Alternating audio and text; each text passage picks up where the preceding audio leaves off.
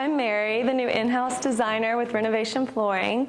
I'm the newest addition to the team, and I'm excited to start designing the homes you love.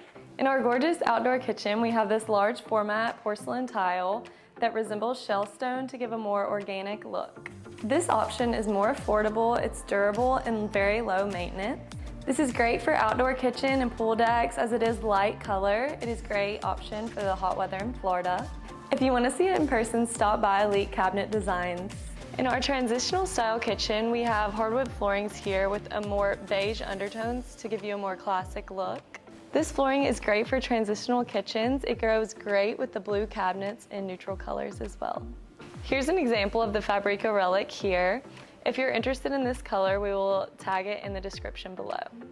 In our modern kitchen display at Elite Cabinet Designs, we have a porcelain tile here that gives you the concrete look. This tile is very durable, non-porous, and is great for areas with lots of moisture. Here it is featured on the floor and the backsplash for a more consistent look throughout the kitchen.